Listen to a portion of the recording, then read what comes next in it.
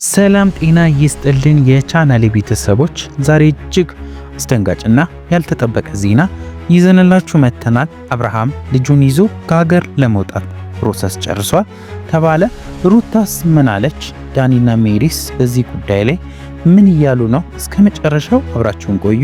ለቻናሌ አዲስ ከሆናችሁ ሰብስክራይብ በማድረግ እንዳትረሱ፣ ቪዲዮውን ላይክ በማድረግ ጀምሩ እያልን በትህትና እንጠይቃችኋለን። ሩታ አብርሃምን ልጁን ይዞ መጥፋቱን ካወቀች በኋላ መጀመሪያ ያቀናችው ወደ ሄርሜላ ቤት ፖሊስ ይዛ ነበረ።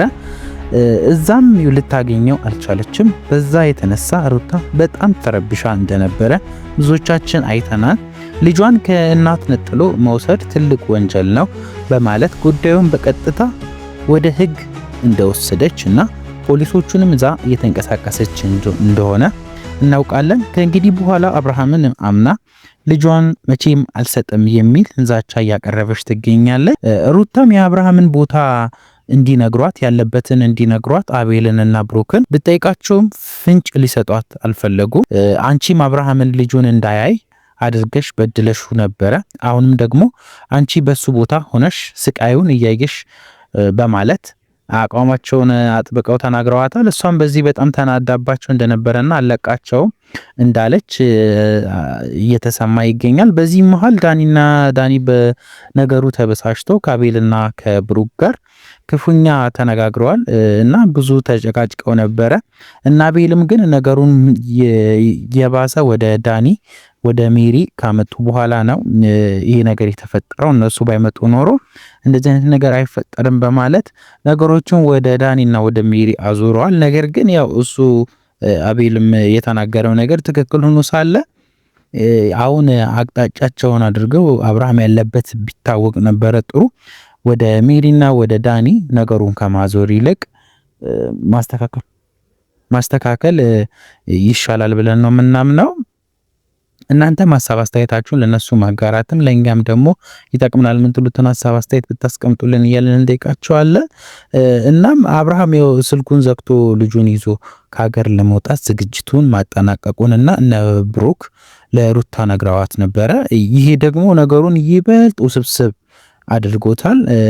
አባት ቢሆንም እንኳን ያው ከእናት ጋር ሳይስማማ ልጁን ይዞ መጥፋት በሕግ ወይም መሰወር ወይም መስረቅ ተብሎ ሊታይ ስለሚችል አብርሃም ራሱን አደጋ ላይ እያጋለጠ መሆኑ ተገልጿል። ይህን አደጋ ላይ ራሱን ከማጋለጥ ከሷ ጋር ያለውን ነገር ወስኖ ልጁንም ለማንሸራሸር ቢፈልግ እሷን አስፈቅዶ ወይም ከሷ ጋር እንሂድ በማለት እሷን ይዞ ቢሄድ ይሻላል።